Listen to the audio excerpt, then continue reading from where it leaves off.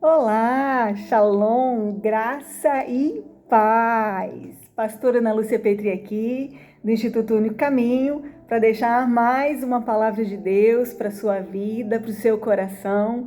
Essa aqui é uma plataforma de ensino ao corpo de Cristo, uma escola de discípulos, e a gente vem aqui para aprender mais acerca da palavra de Deus, que é o nosso referencial, que é aquela que transforma as nossas vidas, é aquela que verdadeiramente gera vida em nós, vida de Deus em nós, vida da qualidade de Deus, vida eterna, vida sobrenatural e vida abundante. Nós só teremos se nós conhecermos a palavra de Deus. Então, o intuito desse ministério é que nós venhamos estudar, aprender e aplicar os princípios da palavra de Deus e assim vamos sendo transformados de glória em glória, de vitória em vitória e de fé em fé na imagem do Filho de Deus e fazermos a vontade de Deus, porque aquele que faz a vontade de Deus permanece para sempre. Amém? Se você entrou nesse canal, clicou nesse vídeo, fica comigo até o final, porque já nós começamos então com o estudo da palavra de hoje. Em Hebreus 4, versículo 15 e 16 diz assim: visto que temos um grande sumo sacerdote, Jesus, o Filho de Deus, que penetrou nos céus, retenhamos firmemente a nossa confissão. Porque não temos um sumo sacerdote que não possa se compadecer das nossas fraquezas, porém um que, como nós, em tudo foi tentado, mas sem pecado. Cheguemos, pois, com confiança ao trono da graça, para que possamos alcançar misericórdia e achar graça, a fim de sermos ajudados em tempo oportuno. Amados, eu costumo dizer que Deus ele usa a gente, porque só gente entende dor de gente, entende fraqueza de gente, entende limitação de gente, não é mesmo? Afinal de contas, nós somos seres humanos e como seres humanos, nós somos limitados ao tempo, ao espaço, nós somos limitados a tantas coisas, né? Nós somos limitados a circunstâncias, nós muitas vezes nos sentimos impotentes, muitas vezes nos sentimos fracos, muitas vezes nos sentimos tristes, muitas vezes nos magoamos, nos ferimos, muitas vezes, por mais que nos esforcemos, nós não alcançamos os resultados que tanto desejamos. Por quê? Porque nós somos humanos. Mas a palavra de Deus vai dizer que Jesus, sendo Deus, em Filipenses capítulo 2 diz que sendo Deus, ele não levou em conta o fato de ser Deus. E ele se esvaziou e veio como homem nessa terra. E como homem foi fiel, e fiel até a morte e morte de cruz. Então, queridos, ele encarnou, ele nasceu nesse mundo como homem, apesar de ser Deus. Ele tomou um corpo para si, corpo como o meu e como o teu. É um corpo que seria a semelhança do pecado, um corpo que passaria pela tentação, só que ele nunca pecou. Por isso o corpo dele não viu a corrupção, mas ele tomou um corpo para si. Como homem, ele passou por situações semelhantes às nossas. Ele sentiu fome, sentiu sede, sentiu frio, sentiu calor, ele cansou, ele teve sono, cansaço, ele teve momentos de angústia, momentos de tristeza, momentos de sofrimento, ele sofreu traumas, perdas, rejeição, solidão, traição. Ele foi tentado como nós. A palavra de Deus vai dizer que em tudo ele foi tentado. Então, as tentações que eu e você sofremos, ele também sofreu. Então, a primeira coisa que eu quero falar com você dentro dessa palavra é que Jesus, ele se identificou conosco em tudo, na nossa vida comum.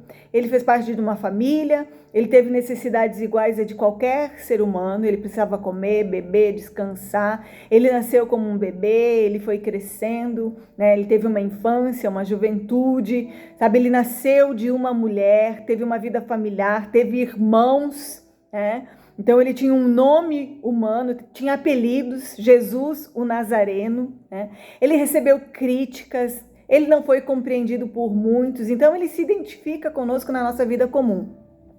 Também se identifica conosco nos nossos sentimentos. Ele sabia o que era um relacionamento familiar, ele sabia o que era um relacionamento social. Ele teve momentos de solidão, de tristeza, de angústia, de tentação. A Bíblia vai dizer que Jesus chorou.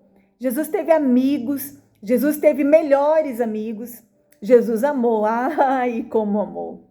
Então, ele se identifica conosco também nas nossas dificuldades. Jesus, ele tinha um propósito firme e ele sempre soube qual era o motivo pelo qual ele tinha vindo aqui, que era morrer por nós. E com certeza, queridos, isso não foi fácil. A ponto de que quando nós lemos a oração dele, lá no Getsemane, a Bíblia vai dizer que ele suava gotas de sangue. E ele dizia, Pai, se possível, passa de mim esse cálice sem que eu beba, mas seja feita como tu queres e não como eu quero. Então, queridos, ele se identificou completamente conosco, como um de nós. E ele teve alvos pessoais como eu e você temos. Todos nós temos os nossos alvos pessoais. Só que a determinação na busca dos nossos próprios alvos pode afetar as outras pessoas. Jesus, ele tinha os seus alvos e os seus alvos sempre foram a humanidade. E ele trabalhou incansavelmente para cumprir a vontade do Pai. Ele disse, uma comida eu tenho para comer, fazer a vontade do meu Pai que me enviou. Eu não vim para fazer a minha vontade, mas para fazer a vontade do meu Pai que me enviou. Isso significava que ele não tinha vontades? Lógico que não, ele tinha vontades, mas as vontades dele estavam alinhadas com as vontades do Pai que o enviou. Ele sofreu todos os tipos de trauma, querido, além dos açoites, da coroa de espinhos, das bofetadas, das humilhações, das zombarias, daqueles cravos nas suas mãos e nos seus pés. Além da cruz, além da crucificação, ele sofreu rejeição, ele sofreu abandono. Queridos, ele foi rejeitado por um momento até no ventre da sua mãe, porque José pensou até em deixar Maria quando soube que ela estava grávida. Até que um anjo falou com ele e disse, não, aquilo que está nela é do Espírito Santo. Mas ali, por alguns instantes, eu não sei quanto tempo levou isso, ele sofreu rejeição no ventre da sua mãe. Ele foi rejeitado pelos seus próprios irmãos. A Bíblia vai dizer que nem mesmo seus irmãos criam nele.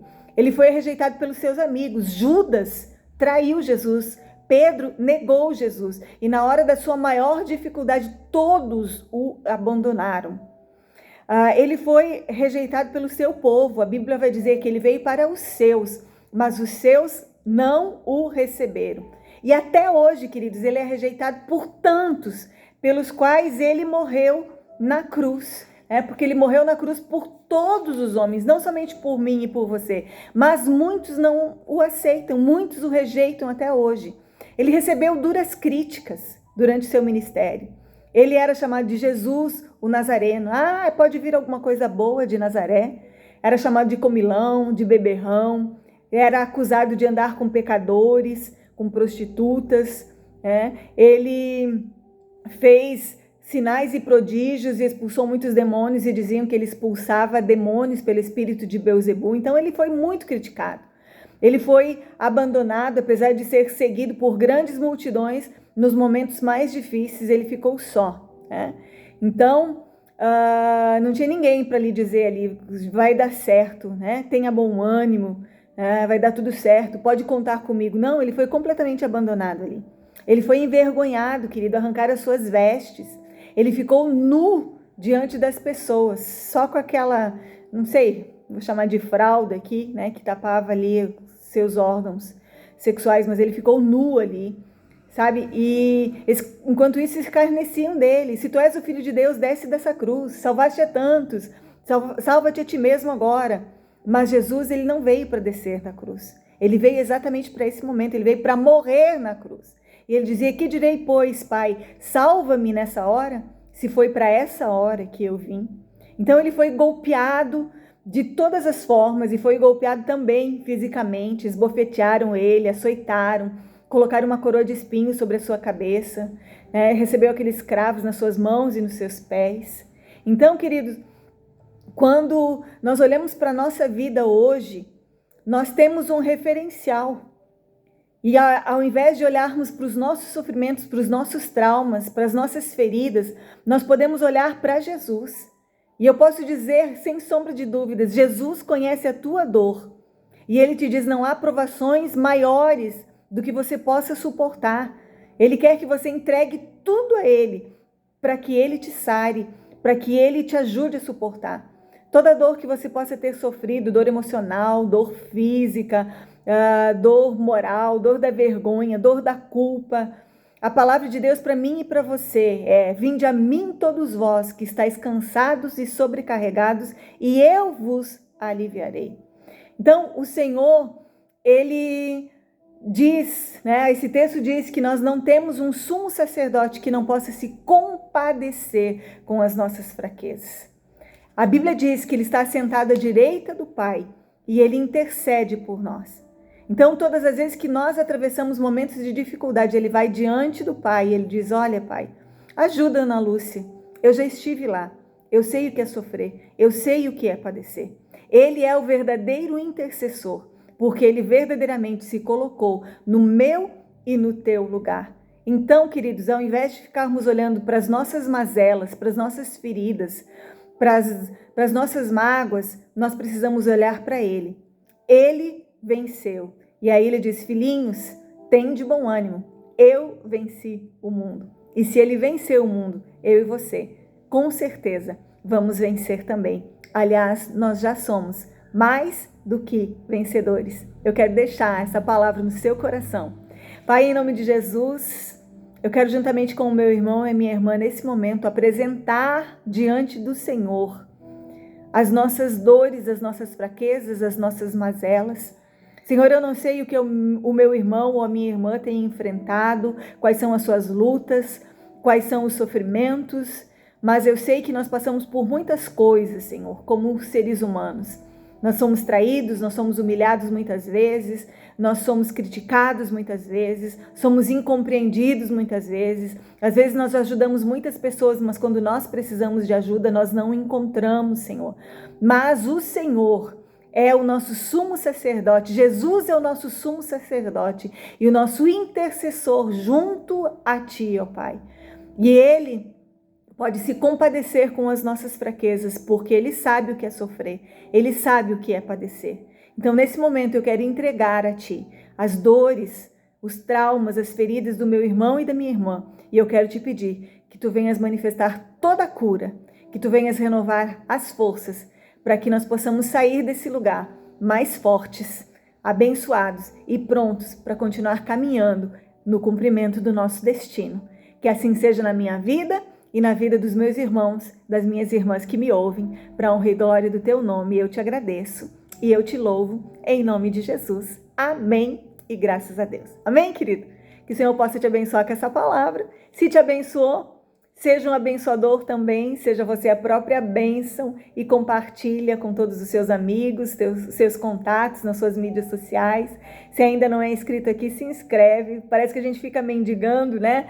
Mas se nós não fizermos isso, né? O YouTube pede que a gente faça isso, para que a gente, quanto mais likes, mais comentários, mais curtidas, mais visualizações nós tivermos, mais o YouTube vai ver que o canal é relevante e ele mesmo vai mandar para outras pessoas. Então eu conto com você para isso, amém? Eu vou ficando por aqui. Te agradeço pela moral que você me dá de vir sempre aqui, né? E pedir que você continue vindo, porque sempre vai ter uma palavra nova, um estudo novo da palavra de Deus para as nossas vidas. Um beijo no seu coração, querida. Eu amo a sua vida. Tchau, tchau.